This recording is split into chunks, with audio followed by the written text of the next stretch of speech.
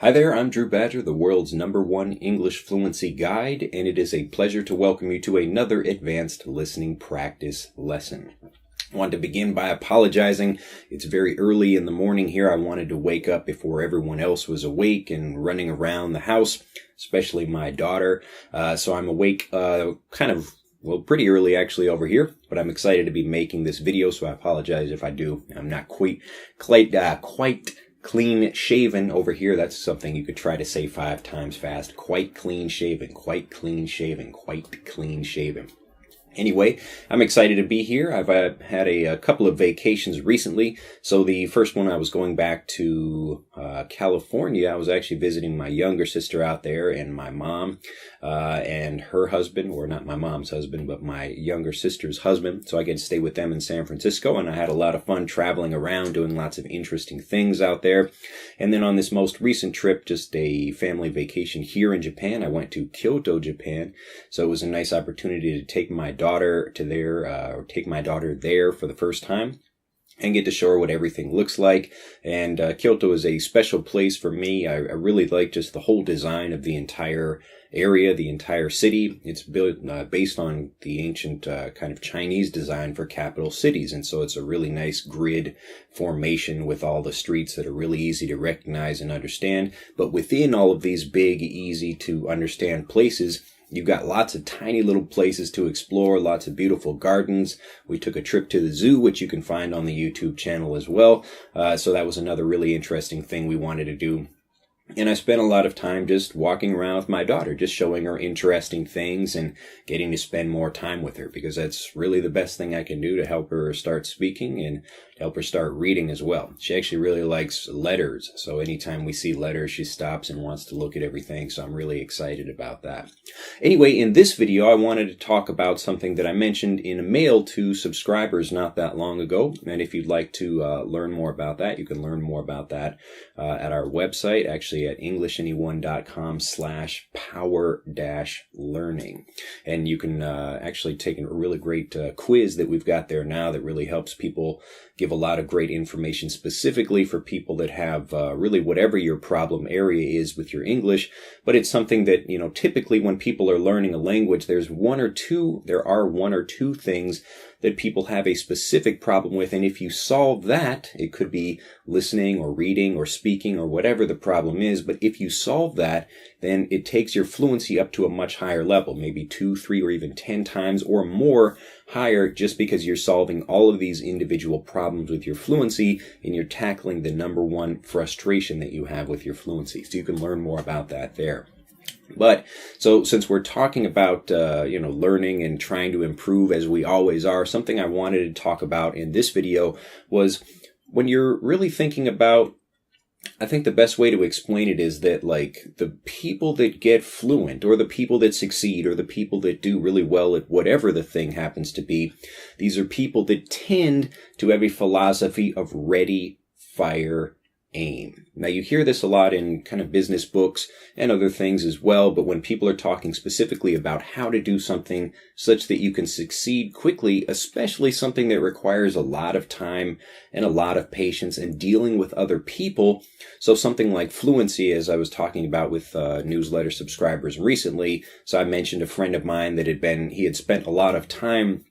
He's a really talented guy, and I had seen him back in California, and he was kind of telling me this story about how he was, I guess I could say I could remember it from college as well, but basically he was talking about how he had spent a lot of time trying to get into lots of different things, but never quite completed any one of them because he was really focused on being perfect at that one thing. And so I would say, why don't you tell people about it? Why don't you design these things with other people? Because they depend on other people, especially businesses. It's really difficult to try to build a business by yourself and then release it to other people when you're finally finished with it and you think it's perfect. And then most of the time the business does badly because the business depends on other people being there. So I was talking to my friend and explaining, and this is another thing that I explained in the newsletter, was that for something that's a social idea or a social learning thing or something that depends on other people, like business or learning a language, the important thing is that you actually have to do it really from the beginning with other people. And that's why when I design courses or when I do anything, like I make a lot of mistakes at what I do. But the reason that I make mistakes is because I'm happy to actually start getting involved with other people. And the truth about what I do is really important to me.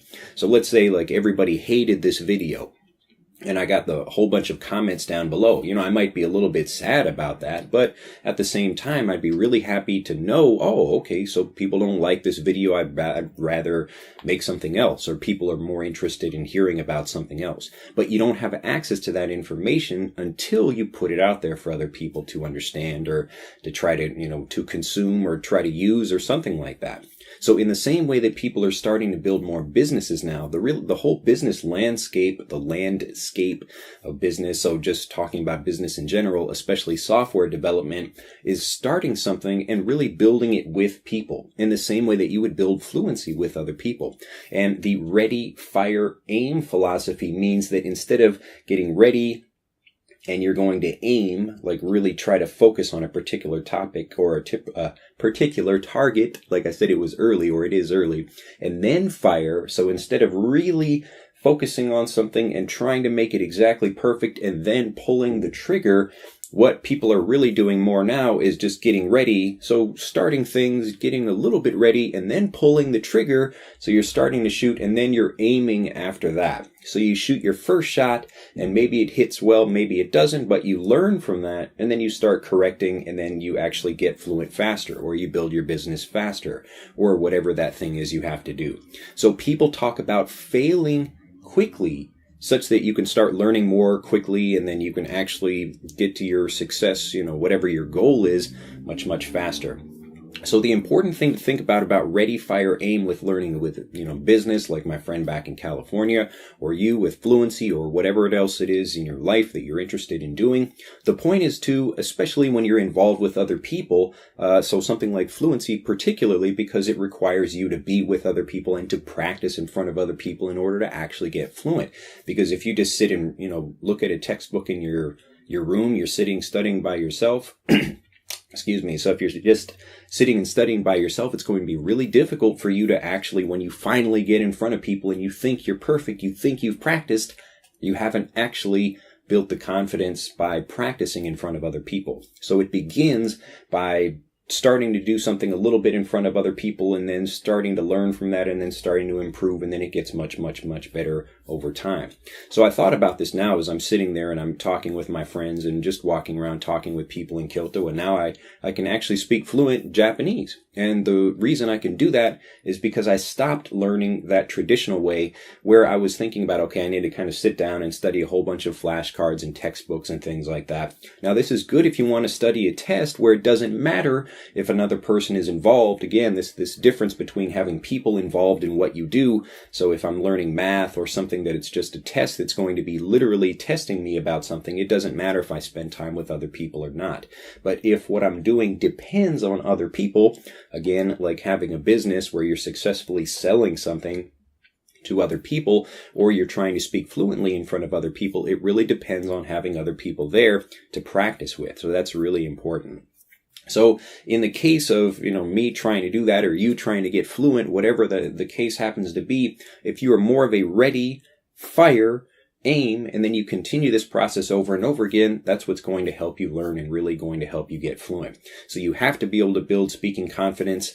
And again, the way I did it was stopping learning the traditional way and then starting the very first thing. So this is just one of the ways that really changed my learning and my ability to get fluent was the speaking practice missions that I started creating, because I realized, it's nice to maybe know a few words, but if I can't use them confidently, if I feel nervous and scared and don't want to make any mistakes, then I'm never going to actually build the speaking confidence and the fluency required to speak fluently. So what I did was, and this is an example I've given probably dozens of times to different learners, so if you're new to it, I hope you take this example and use it yourself, is I would go to like a grocery store. This is the first thing, or one of the first few things I started to do to get fluent in Japanese, and I would just say to people, hey, where is the sugar? Where is the salt? Where is the, whatever, something like that. So I did that, number one, because all the people working at a grocery store are busy. They're not just standing around with nothing to do. So they can answer a quick question for me and I can know if I'm using the language correctly or not. So I just practice one thing and I focus on it and review it over and over again until I can say it perfectly. Where is this? Where is this? Where is this? Where is that? Where is that? So I practice that thing, and in the practicing of it, again, it's that ready, fire, aim thing where I'm taking a particular thing. The ready part of it is just the phrase I want to practice. The fire is where I say it over and over and over again, and then I aim by getting better each time I'm learning and each time I'm using something. So my pronunciation improves, my listening improves. Maybe the person that's replying to me or the staff at the grocery store is a little bit different each time, but I would just walk around to different people in the store and say, hey, where is the sugar? Where is the salt? And, even if I didn't really need that thing, I would just walk up to everyone I could find and ask them for their help. So if you're willing to do this, if you're willing to actually do this, that's what's going to help you get fluent or help you succeed at whatever else you're happening to be doing is. Anyway, I don't want to be talking too much here. I wanted to just give you this, but this is a really important point about how you think, because it extends, the kind of new things that are happening in business are the same things that happen in fluency and anything else that requires you to deal with people. So when you're thinking about dealing with people and having the chance to get fluent, this is the thing I'd like you to think about today. Anyway, I hope you've enjoyed this lesson. Do give me specific feedback, as I'm always trying to learn. Again, everything on this channel is a work in progress. So I try different things and see how they work. And I'm still trying to ready, fire, aim around YouTube and figure out, things I'd like to do. Like, will I continue with this series, or I can, create something new? But the best way I can do that is if I learn more from you. So if you like this video, tell me why. And if you don't like this video, well, you can tell me why as well. Hopefully you've been watching this, this whole thing. And if you don't like it, well, maybe that's a little bit weird. But if you're trying to help me improve, and that way I can help you improve, then we get a connection here where we can have something that, both of us or everyone here actually gets to improve a lot, because we're both trying to think about different ways, or trying to do that ready, fire, aim approach of going back and forth to create something that's really helpful for you, to help you learn. My English is already great, so I don't really need to practice so much. So I'm here for you. Anyway, have a fantastic day. If you have liked this video, do click that like button and become a subscriber to the YouTube channel if you haven't already. And I look forward to seeing you in the next lesson video. Also, just one quick thing I'll mention. If you're new to this channel and you're watching these videos and you'd like to get the transcripts for these, you can also find those at EnglishAnyone.com. So we're kind of releasing the lessons here first, and then after a while we release the lessons with the transcripts with our special video player, so you can actually go back and review everything, and you've got the specific transcript there that you can click on specific parts of the transcript. So if you want to find particular sections of the text, you can click on that, have things repeat. The new video player we created is really fantastic, very helpful for learners, and you can customize the way you learn with it. So I'm really excited to be releasing that, or I guess since we have released that. But if you'd like transcripts for these and you'd like to have subtitles as well, please go to EnglishAnyone.com and you can find those there. Have a fantastic day, and I will see you next time. Bye-bye.